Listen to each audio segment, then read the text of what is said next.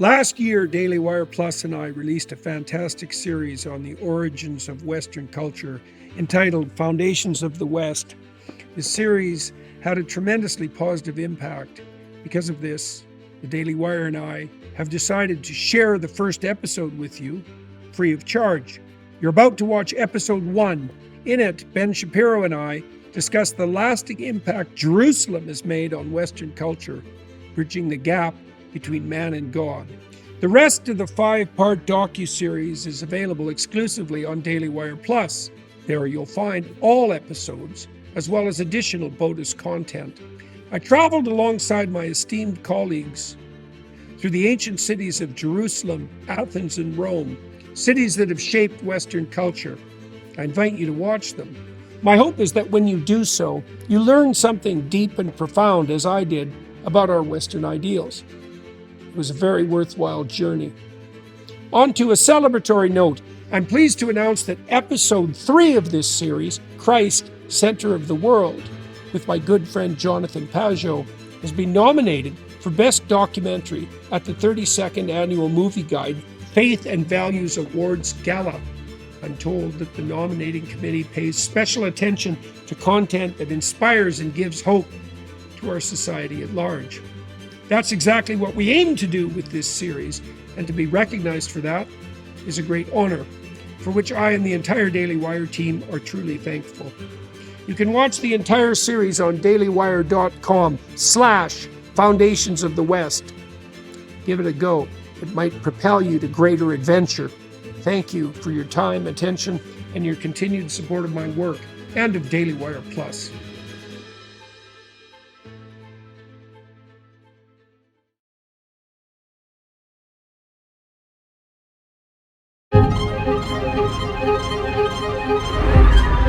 Western civilization rests on 3 mighty pillars: Jerusalem, Athens, and Rome. Jerusalem offered a morality based in the spiritual world. Athens concentrated more particularly on the logos revealed in the material domain. Rome offered the advantages and perils of power, empire, and reach. I'm joined on the first part of my journey by the redoubtable Ben Shapiro.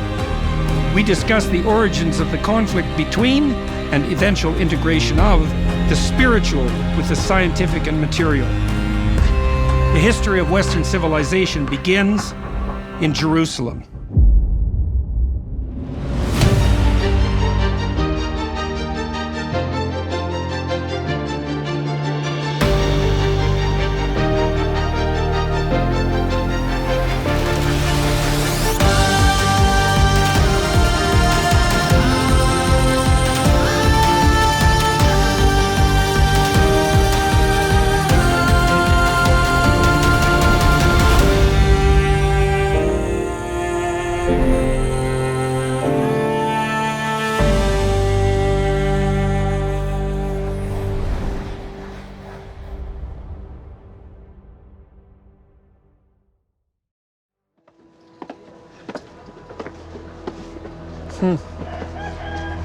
That's a cemetery there, right? This is Mount of Olives. That's the Mount of Olives. This is Har Zethiim, yeah. Oh, wow, this is amazing. Yeah. We're in Jerusalem because the Jews converged on the idea that the central reality of the world was something like an animating spirit. Where's the Garden of Gethsemane? That's here. Where the church is. Yeah, this whole area is the Gardens of Gethsemane.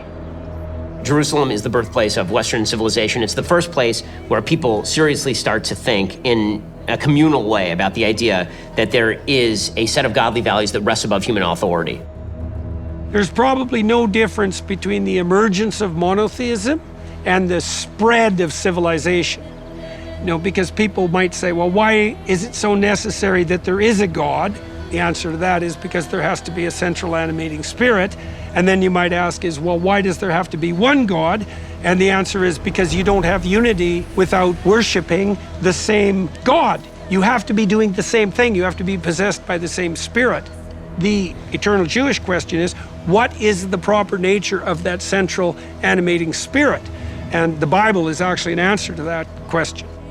In order to truly understand the modern day conflict in the Middle East, this is a great view because what you see is that everything is right on top of each other. And so when you look across the landscape, you can see the Temple Mount up and to the left, and then you move toward the Mount of Olives and you're looking at Jewish graves going back centuries. And then you move a little bit to your right and you're gonna see an Arab village that used to be a Jewish village. They have very small pockets of places where Jews are living protected by barbed wire. Everything is right on top of each other. And so whenever people suggest, well, just a quick population separation and you're done, it's not quite that simple.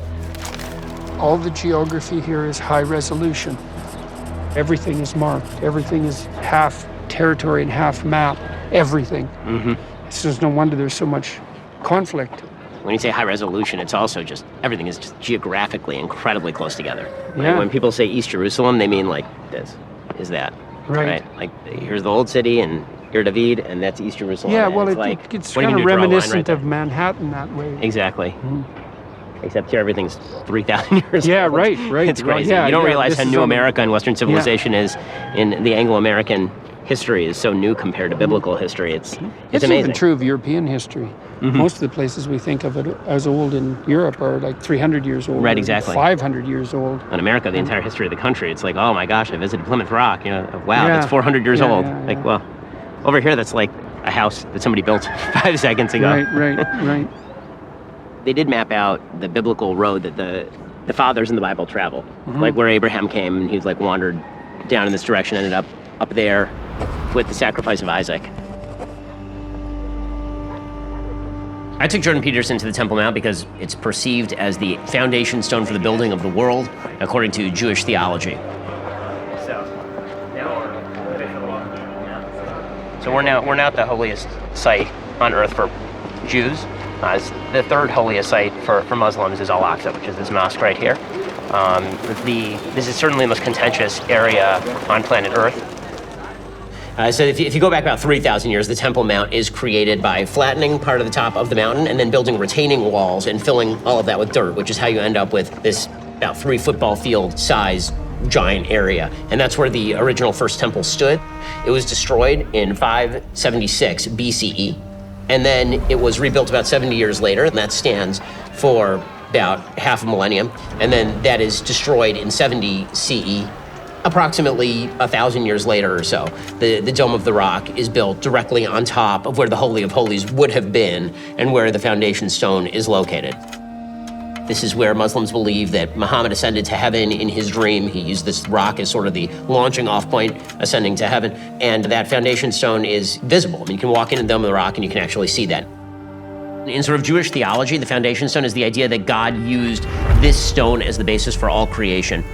It's called in Latin the axis mundi. The idea that there is a spiritual center to the world, that's what we mean when we say this is the foundation stone.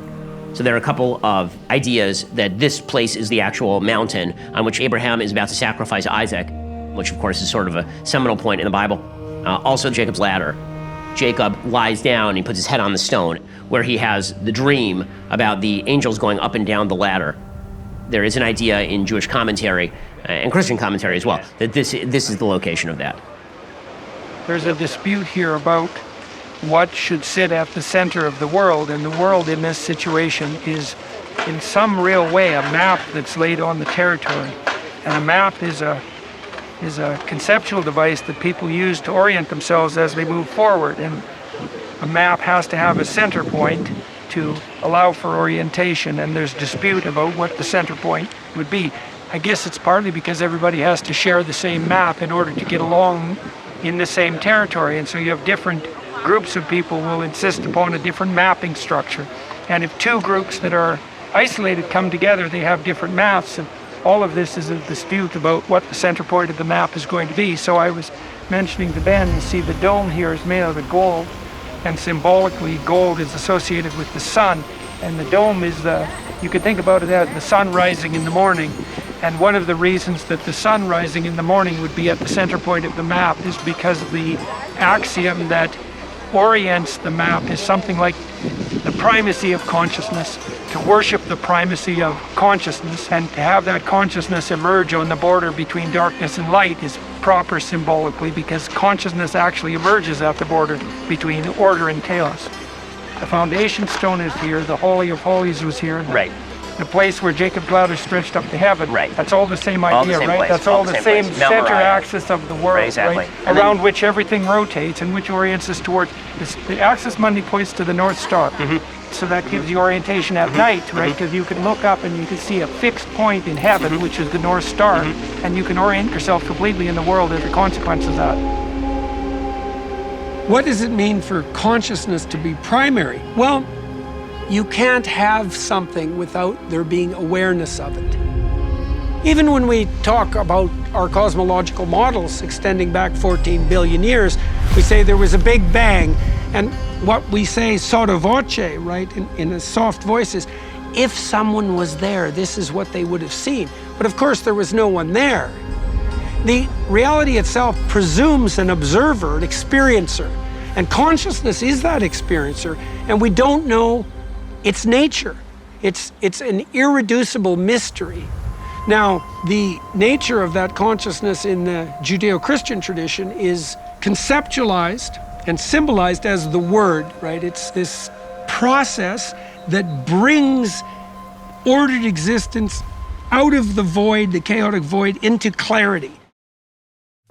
What does the future hold for business? Ask 9 experts, you'll get 10 different answers. Bull market, bear market, inflation up, inflation down. Can someone please invent a crystal ball? Well, until then, over 41,000 businesses have future-proofed their operations with NetSuite by Oracle, the #1 cloud ERP, bringing accounting, financial management, inventory, and HR into one fluid platform. With one unified business management suite, there's one source of truth giving you the visibility and control you need to make quick decisions. Think about it. With real-time insight and forecasting, you're essentially peering into the future with actionable data. When you're closing your books in days instead of weeks, you're spending less time looking backward and more time focused on what's next. For any business owner looking to streamline their operations, NetSuite is the solution I'd recommend. Whether your company's earning millions or even hundreds of millions, NetSuite helps you respond to immediate challenges and seize your biggest opportunities. Speaking of opportunity, download the CFO's Guide to AI and Machine Learning at netsuite.com/JBP. This guide is free to you at netsuite.com/JBP. Again, that's netsuite.com/JBP.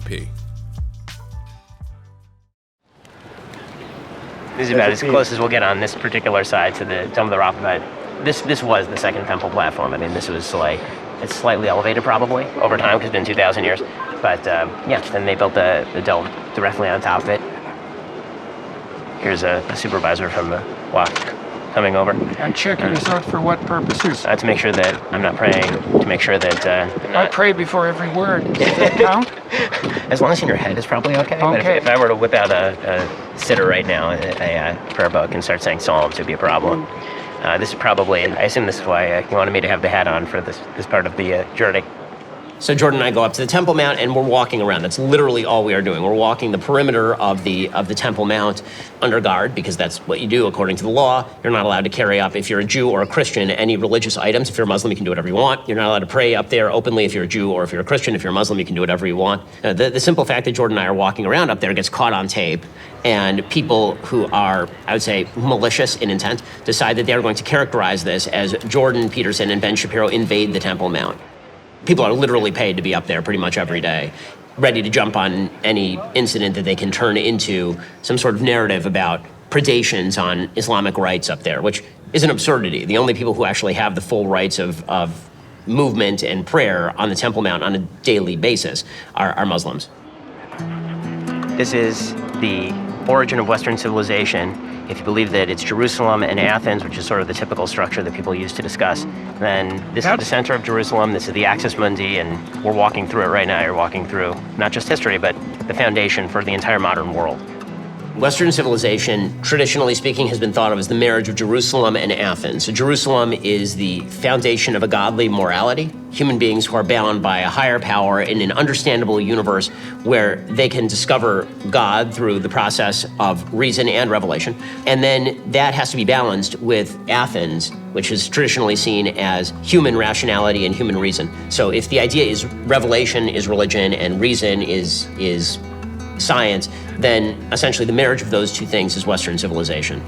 You know, that Athens and Jerusalem idea as the twin pillars, they're not exactly twin pillars, they're one pillar stacked on top of the other, because the Jerusalem part of it is the narrative that's been coming down from the top, And the Athenian part of it is the realization of the logos of the material structure that's rising from the bottom. And Western civilization meets right in the middle. And partly what we're trying to puzzle out right now, really, in our culture, is the further details of how the narrative and the material interpenetrate. And you see that here because this place is a place where the narrative and the material are fighting to interpenetrate, and it's multiple narratives competing to map the underlying territory. There's too many potential stories in the material substructure, right? That's the plethora of facts, right? So you need an orienting structure that descends from above to extract out the proper facts from the material, and that's the union of Jerusalem and Athens. That makes perfect sense. Yeah, well, and that's all converged. All the cognitive science is converging on that revelation, I would say. You know, when people sort of mock faith, which is what they try to say that Jerusalem is. And Jerusalem is really sort of, I would say, informed faith, meaning that it's not sort of principles that are taken from nowhere, but you do need the ratification of a revelatory structure in order to just say these are things that are inarguable. The scientific insistence that you can have a narrative-free encounter with the facts and orient yourself is simply not true. And then every time they try to pull away from narrative, the narrative just... Well, if you destabilize, what happens is if you destabilize a fundamental, differentiated, functional narrative and destroy it, it gets replaced with a low-resolution, catastrophically oversimplified narrative that's just devastating. That would be what happened as a consequence of the death of God. Well, the differentiated, historically instantiated, unifying narrative collapsed. And then what happened? Power. Yeah. Power. Right. Yeah. Yeah. One pixel stories. Right. Everything's power. Tell me about the wall. So this is all exterior wall. That is, you can see by the size of the rock that it's Ottoman era, right? It's smaller stones. The whole city's built out of this rock. And Jerusalem stone, yeah. It's Jerusalem stone. Yeah. If that's the Jerusalem stone, and there must be strict building codes in Jerusalem. There are everything has to be made of. Pretty much, yeah. Yeah, so it gives it a homogeneity. Yeah, it's really nice to see that, you know. It makes it feel like a place instead of this just what hodgepodge. Yeah, which is every modern city now. You know, it's so pathetic. No, the geography here is like it's cool. It's a gorgeous city. It's beautiful. One of the coolest things about walking through Jerusalem is that you can see the progress over time. It's almost like walking forward through time. You start off on the Temple Mount, which is fully 3,000 years old, and then you walk through the old city of Jerusalem, which is somewhere between 1,000 and 500 years old, and then you walk directly into Mamilla Mall, which is about 20 years old.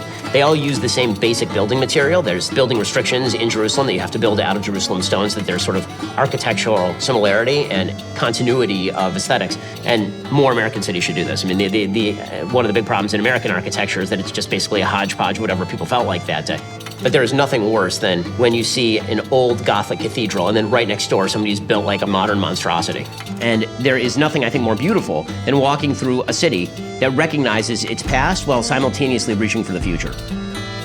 Jordan and I walked past this model of the old city of Jerusalem, and you can see what it looked like in the time. And all of Jerusalem is built around this idea that the ancient and the modern are all of one piece. So this is an attempt to control the site. Oh, yeah, Jerusalem's filled with the cats. Or are you fulfilling your one of the rules there? Yeah. When I see a cat. The cats, by the way, are a British thing. The British brought in the cats to kill all the snakes. They killed all the snakes. The cats killed the snakes? The cats killed the snakes. But they then proceeded to take over. Killed snakes? Apparently. That's what I was told the other day. Cats are quite something. Yeah. And then they took over the entire area, especially because Orthodox Jews, they have real restrictions on spaying and neutering. So that means that the cats are all over the city. There's cats everywhere in Turkey too. Oh, really? Cats everywhere in Greece. Yeah, cats probably every place the British set foot, right? Or brought with them their cats. Yeah, exactly.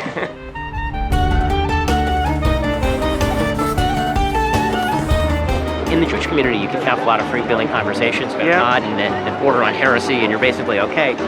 Mainly because the skin in the game element of religion, which is here's a bunch of things you do to demonstrate you're part of the if you're doing all that stuff, then whatever doctrinal issues you have, you've already proved the game. Because Christianity removes a lot of the skin in the game and ritual, right? Yeah. So now the doctrine is the ritual. You better abide by the doctrine. Absolutely. Well, you see that extending itself most particularly in Protestantism. where everything's become propositionalized. Exactly. You also see it in any area that becomes completely propositional. You see an inability to tolerate diversity of thought at all. Yeah. And that's why the objections to nationalism, which is like, well, you know... Yeah, that's a nice general principle. You know, so what that would mean is in the absence of a shared drama, right, which would be embodied, then you can't tolerate propositional deviance. Right, exactly. What destroys the ability to have propositional conversation is a feeling of bad faith. The reason you're doing this is to avoid the responsibility. Yeah. The reason that you're saying this is because you want to destroy the system. Right, well, it also might be that if we differ propositionally, we start to differ in terms of our actions so much that we can't inhabit the same space. Exactly. And that would always be the unspoken issue. It's like, well, if you disagree with me on this, what else do you disagree with me about? And how do we know that's commensurate with living together? Exactly. So I was thinking that, you know, what's kind of fascinating is that if you see Judaism as an attempt to concretize the spiritual, this is why everything is focused on minutiae and legalistic minutiae. So, for example, we'll take a commandment like in Hebrew, you're supposed to love your brother as yourself. And we'll say, okay, what this means is when your brother is poor, you have to give him some money. It means that when you are it means that when somebody dies, you have to visit a house of mourning. Like it concretizes into specific commandments. And well, so that's good because that also means you know when you're being good. The problem with Facebook, Google, and the other so-called free services is that they aren't really free, are they? You pay by letting these tech giants record your activity and sell it to advertisers. As the saying goes, if the product's free, you're not the customer, you're the product. The digital version of you is being bought and sold, and the scary thing is you never know who's buying. It could be marketers, lobbyists trying to change your mind about gun control, or even foreign governments trying to influence your vote. If you don't protect yourself online, your internet service provider can see and sell every website you visit. Data brokers can track your activity through your IP address, building a detailed profile of you like a giant digital voodoo doll. That's why we at the Daily Wire are proud to partner with ExpressVPN. Both our hosts and production teams use ExpressVPN to reroute all their activity through secure encrypted servers and hide their IP addresses. That means that no one can track them or build profiles of their behavior. They're no longer a product being sold, just human beings again. It's also the fastest and easiest VPN to use. Just tap one button and you're protected. It works across all your devices as well, your phone, tablet, laptops, and one subscription covers 8 devices. You also don't have to be a tech expert to use it, but tech experts at CNET and The Verge agree ExpressVPN is the #1 VPN in the world. I partner with ExpressVPN because I want viewers to have access to this important privacy protection, which is why right now you can get an extra 4 months free when you go to expressvpn.com/Jordan. That's expressvpn.com/Jordan to get an extra 4 months totally free. Jordan and I are at the Shrine of the Book. This is where you'll find the Dead Sea Scrolls, which were the most ancient versions of the biblical text discovered in 1947. So we're going to look at some texts that are well over 2,000 years old that contain direct quotations from the Bible that we all know. Well, that was quite the discovery. Right, exactly. So this is straight from the book of Isaiah. One day, there's a little Arab kid who's throwing rocks. He throws a rock into a cave and hears a shattering noise, and he runs in there, and there are just these urns. These urns are filled with 2,000-year-old script.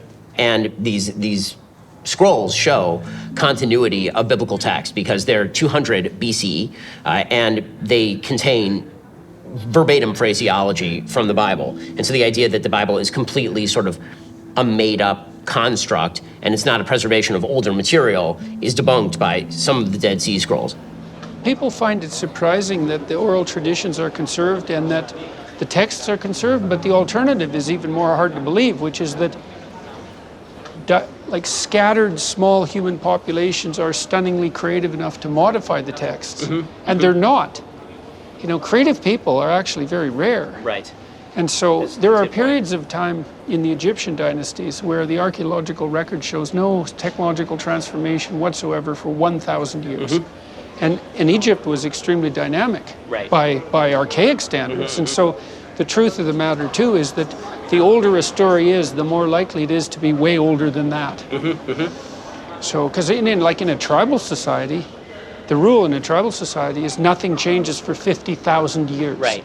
Oh, yeah, I mean, for sure. The idea that people have been writing down the Bible for thousands of years and hundreds of years before Christ at the very least, That obviously is true, and that's true from the Dead Sea Scrolls.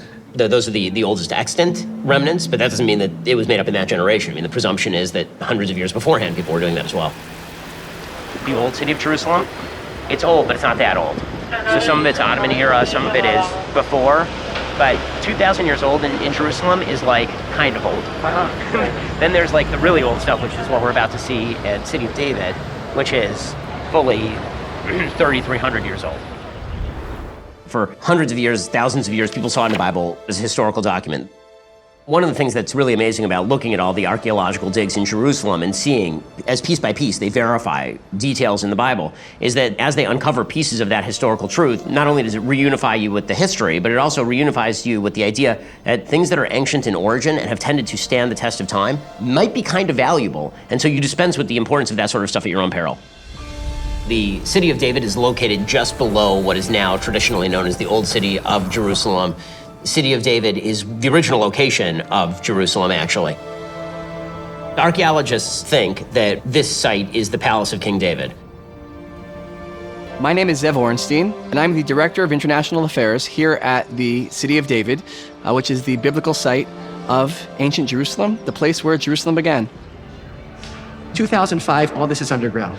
One morning, an archaeologist by the name of Eilat Mazar, she comes into our visitor center, says, "You need to move your offices." We ask her why. She says, "Beneath your feet, you'll find the palace of King David." What do you do with that, right? So, we asked her why.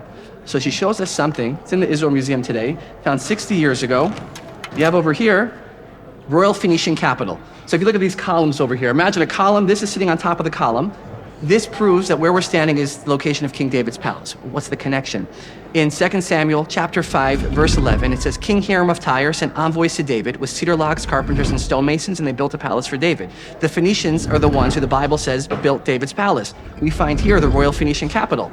Why? Well, because the Phoenicians are the ones who built David's palace. They start to dig. They find to the north, to the east, walls about 8 meters thick. It's clear it's a massive structure here. The question is, from what time period?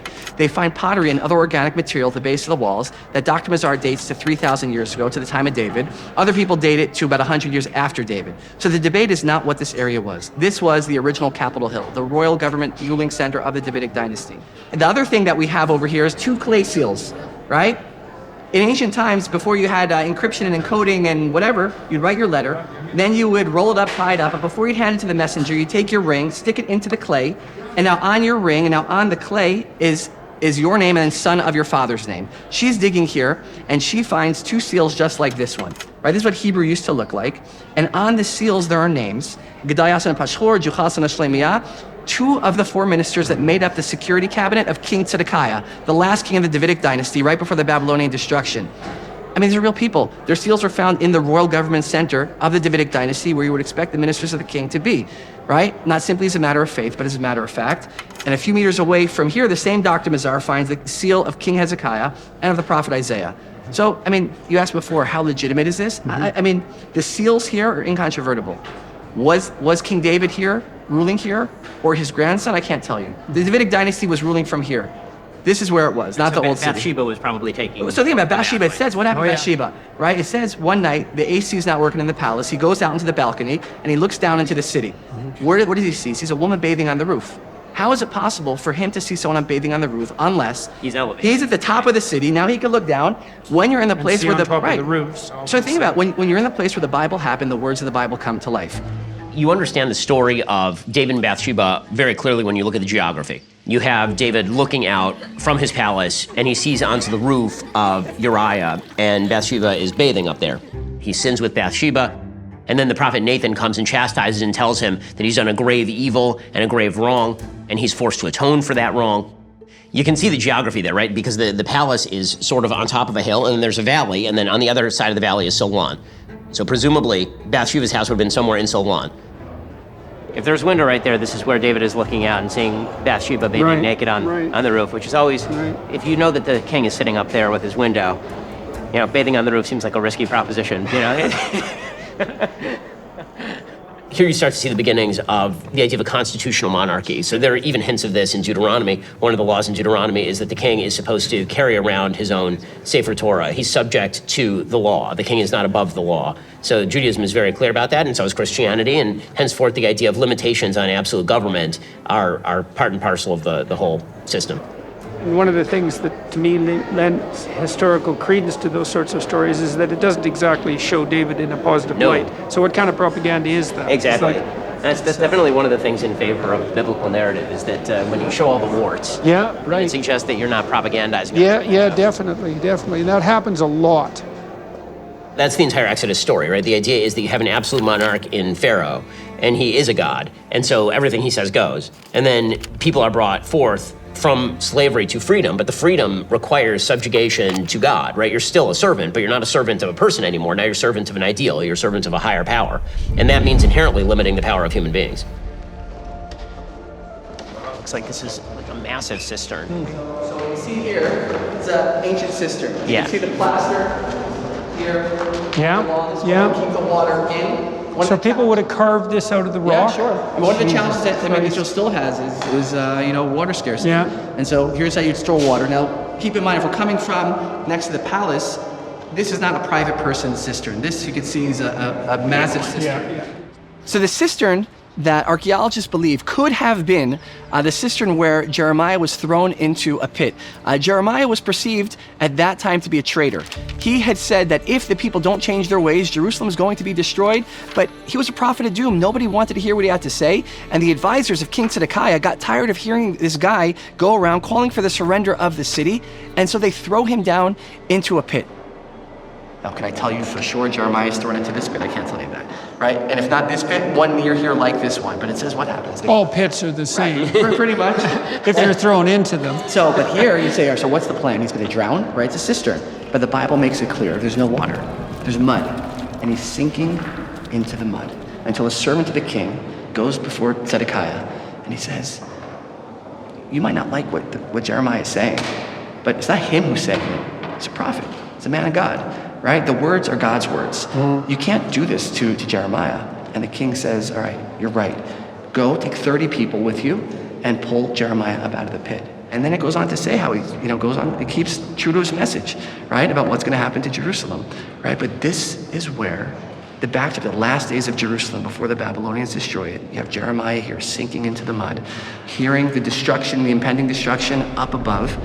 This is where it's playing out. We take for granted today the ability to be critical of our leadership, to hold our leaders accountable. But going back thousands of years, there was a position in biblical times, that of the prophet, whose role was to go to the highest levels of society and to hold those leaders accountable and let them know that there are consequences for falling short. There are consequences for making poor decisions, unethical decisions. Both the Judaic side of government and the Greek side of government are predicated on the idea that there are limitations to what government can do. You can make the case that the biblically based system is more of a limited monarchy, where the powers of the king are fairly limited, but the kingship is derived not from the people. And the Greek system is that authority is derived from the people and is almost unlimited. When Aristotle talks about how there are three types of governments and all have the capacity to devolve into tyranny, that's what he's talking about, right? You can have a benevolent monarch, which is more like the biblical system, but even the Bible is pretty divided over whether kings are good or necessary. Samuel gives a whole speech before the appointment of King Saul about, you guys are really going to hate this king thing. You probably shouldn't do it. And the people are like, well, no, we want it anyway. And God says, okay, fine. If they want it, they're going to get it. Probably going to get it good and hard, but that's the... Every single day here in the city of David, we're unearthing antiquities that show not simply as a matter of faith, but as a matter of fact, Jerusalem's biblical heritage coming to life. We are standing right now in the Givati parking lot excavation. Now you might wonder, why would you name an archaeological excavation after a parking lot? Not too long ago, there was actually a parking lot here, and one day we said, we're going to build our visitor center here. And the Israel Antiquities Authority said, well, hold on. Before you build anything, we need to make sure there's nothing exciting beneath your feet. They come with ground-penetrating radar. They scan down, and they find 10 layers of ancient Jerusalem civilization. This is one of the largest active excavations going on in Jerusalem today, going back some 2,700 years, all the way up to modern times, one layer built atop the next. When you think about what makes a business truly successful, it's not just about having a great product. It's about having the right tools behind the scenes that make selling effortless. That's where Shopify comes in. Nobody does selling better than Shopify. They're home to the #1 checkout on the planet, and here's the game changer. With Shop Pay, they're boosting conversions up to 50%. In today's world, your business needs to be everywhere your customers are, whether they're scrolling through social media, shopping online, or walking into a physical store. Shopify powers it all, seamlessly connecting your business across the web, your store, customer feeds, and everywhere in between. And here's the truth. Businesses that sell more sell on Shopify. Upgrade your business and get the same checkout we use with Shopify. Sign up for your $1 per month trial period at shopify.com/JBP, all lowercase. Go to shopify.com/JBP to upgrade your selling today. Shopify.com/JBP. This goes down several stories as they uncover additional layers of history over the course of 3,000 years. We're just told up there that this, above our heads, would have been a Roman mansion, actually. So we're about to enter into a compound that goes back about 2,600 years. And the Bible talks about how in Jerusalem you had all these big structures here, that when the Babylonians destroyed Jerusalem in 586 BCE, they burned all these structures to the ground along with the temple. And if you come in here, you'll see something incredible. In the walls, literally, you have remnants of the fire, of the destruction of Jerusalem by the Babylonians. That is ash. That is ash from 2,500 years ago, from the actual fires when the Babylonians burned Jerusalem. That's what you're holding in your hand right now. One of the things that's so interesting about this archaeological dig is that people are using the techniques of scientific archaeology to revitalize the interpretive narrative, because you see the truth of the story revealed in artifact, which is so cool. You were commenting earlier that people have lost faith in Jerusalem, let's say, and are starting to lose faith in Athens too. Maybe because one cannot exist without the other, not in the West. The fact that we had to turn to the object to revitalize the narrative at this time, well, it makes a certain amount of sense conceptually, but it's also quite a striking phenomenon. So yes, this was real, these things happened, whatever real means in a context like that. It's also amazing because the suffering which, Jews commemorate the destruction of Jerusalem till this day, the suffering which is temporary, and then you see, there's a famous story in the Talmud about rabbis visiting the place where they're overlooking the Temple Mount, and they see all the destruction, and there are 3 rabbis, and 2 of them are crying, and one, Rabbi Akiva, is laughing, and they ask him, why are you laughing? And he says, well, it says in the prophets that it's going to be rubble, and there are going to be foxes wandering on the holiest places. And he says, I'm seeing that happen right now, which means that the other part's going to come true. And one of the things about being here in the modern age is that you get to see the destruction in the rearview mirror, and then you get to, you look almost straight up and you can see the rebuilding of Jerusalem. It's an amazing, amazing thing. Yeah, well, I mean, one of the things that does keep you going through catastrophe is the faith that something can be rebuilt from the rubble. 587 BCE is the year that the Babylonians invade Israel and they destroy the first temple. And you would imagine that this would have been the end of Judaism, and therefore no Christianity and no further Western civilization, right? Typically, in the olden days, when a civilization was destroyed and its chief city burned to the ground, they kind of dissipate into history, you never hear of them again. That's not what happens here. Judaism exists in exile for thousands of years. Then Judaism can survive that and then revivify itself, not once but twice. And then they come back to the land of Israel in 1948 and reestablish a thriving state. I mean, it's an unbelievable story of heroic perseverance, but also of the presence of God in history.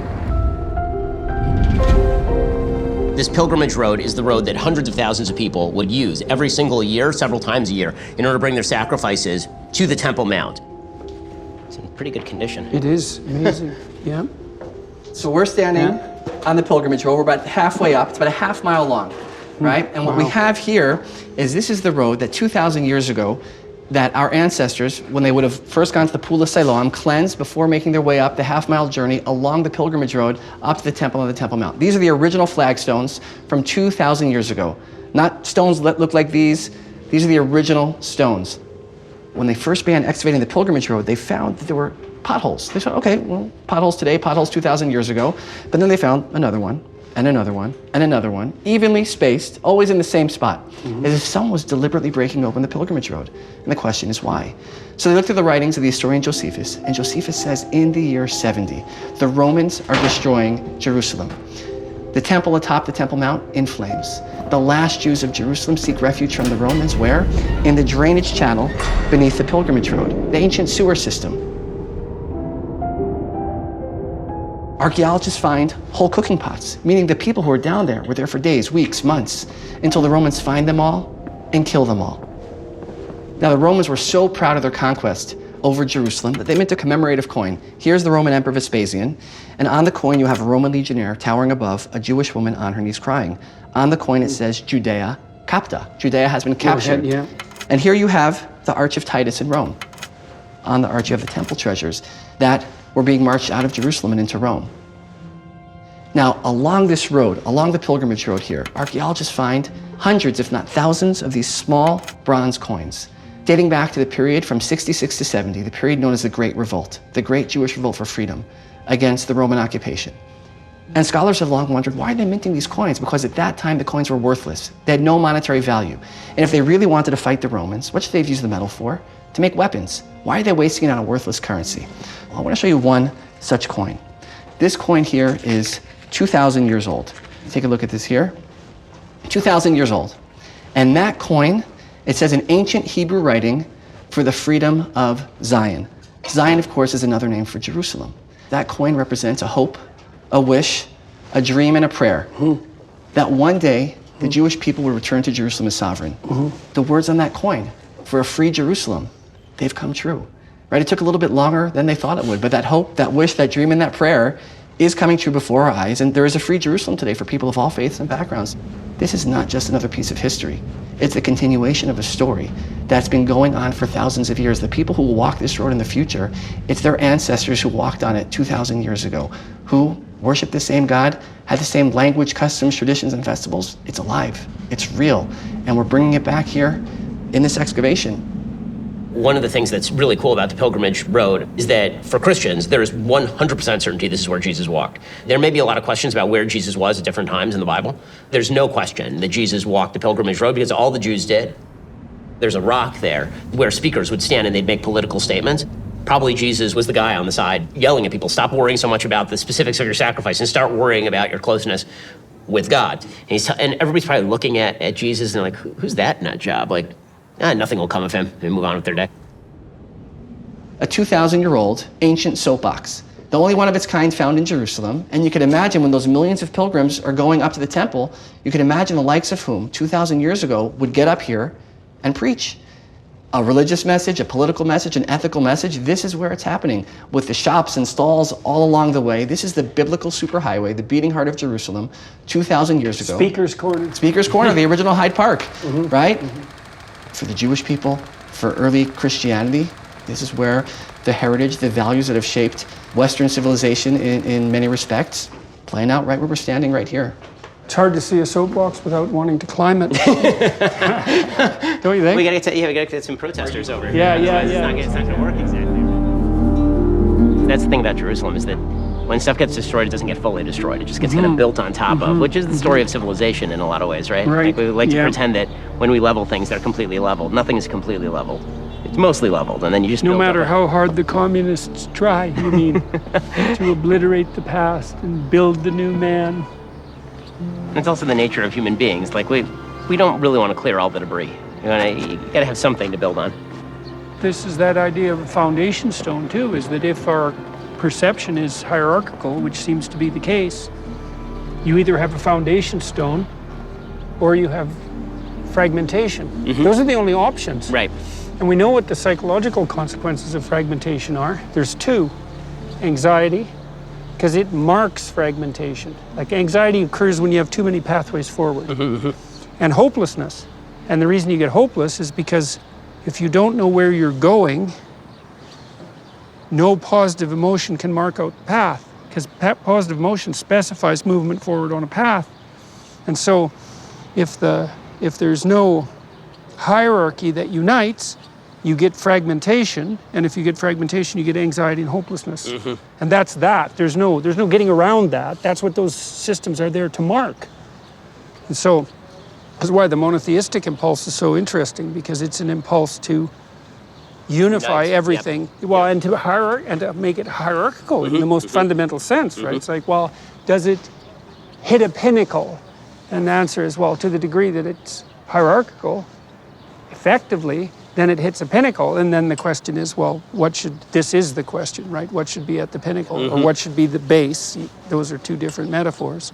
So part of what the biblical corpus is trying to do is to take characterizations of the positive patriarchal animating spirit, that's a good way of thinking about it, multiple characterizations of that spirit, and then to make this insistence by aggregating the books that all of those manifestations of those somewhat discriminable spirits are manifestations of the same central thing. Right. So you could think that the central animating spirit for Noah is the intuition that calls you to batten down the hatches if you're wise, when a time of crisis is coming.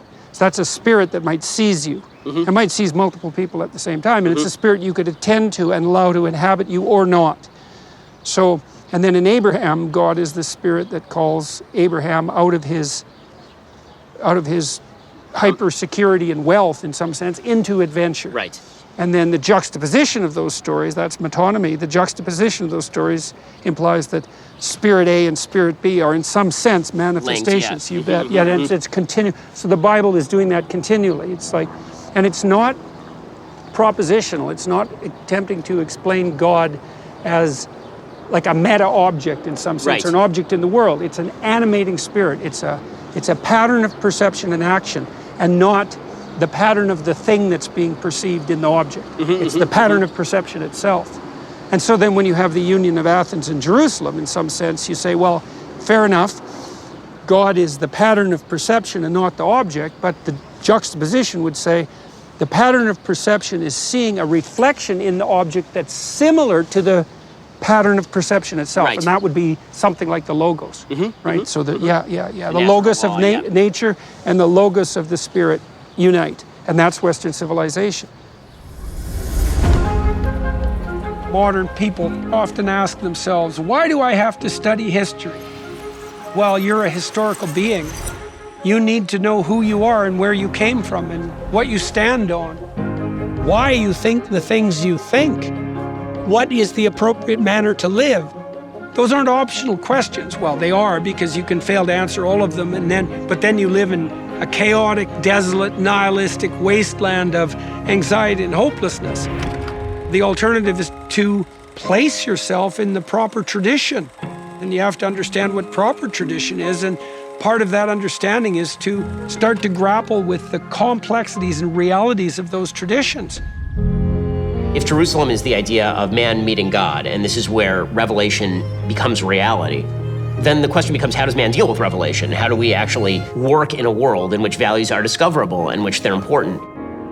And that requires that reason come to the fore and reason become a paramount concern for human beings. How does man respond to a universe that is knowable? What kind of resources can human beings bring to a mysterious but knowable universe?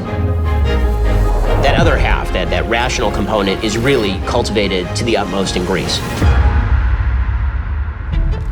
Well, you might ask, what's wrong with being a populist? If the people want it, then it must be good, but that obviously is not you true. Just look at Twitter. Right.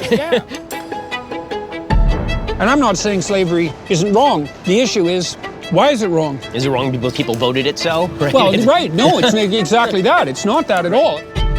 We stop by the shrine of the book. We find it astonishing that texts are preserved for this long, or that ideas are preserved for this long. But it's sort of the natural state of things. We think that creative innovation is the standard mode of human being, and that's just not true.